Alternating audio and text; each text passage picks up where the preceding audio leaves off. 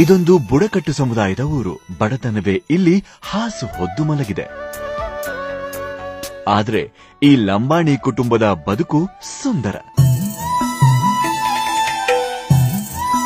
ಕನ್ನಡ ಬುಕ್ನಾಗ ಹಾಡು ಇರ್ತಿದ್ವಲ್ರಿ, ಆ ಹಾಡ ನೋಡ್ಕೊಂತ ನಾನು ಮಾಸ್ತರ್ ಮುಂದ ಹಿಂಗ ಹಾಡ್ತಿದ್ನಲ್ರಿ. ಅವಾಗ ನಮ್ಮ ಮನೆಯವ್ರಿಗೆ ನಮ್ಮ ಅಪ್ಪಾರಿಗೆ ಕರೆಸ್ರಿ, ಅವ್ರು ನಿಮ್ ಮಗಳದ ಧ್ವನಿ ಚಲೋ ಐತಿ, ಆಕಿಗೆ ಸ್ವಲ್ಪ ಇದು ಸಂಗೀತದ ಬಗ್ಗೆ ಮಾಹಿತಿ ಕೊಡಿಸ್ರಿ ಅಂತ ಹೇಳಿ ಅವ್ರ ಟೀಚರ್ಗಳು ನಮ್ಮ ಅಪ್ಪಾರಿಗೆ ಬಂದ್ ಕರೆಸಿ ಸಾಲಿ ಮಠ ಹೇಳ್ದಾಗ ನನಗ ನಮ್ಮ ಅಪ್ಪಾರ ಹಾಡ್ತಿದ್ದಾರಿ ಮೊದ್ಲಿಂದನ.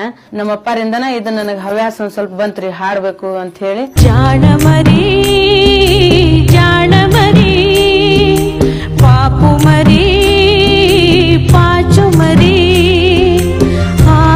ನಿಧಿರಮ್ಮನ ತೋಳಲಿ ಸೇರಿಕೋ, ಆ ಕನಸಮ್ಮನ ಊರಲಿ ಆಡಿಕೋ, ನಾ ಹಾಡುವೆ ಲಾಲಿಯಾ ಲಾಲಿಯಾ.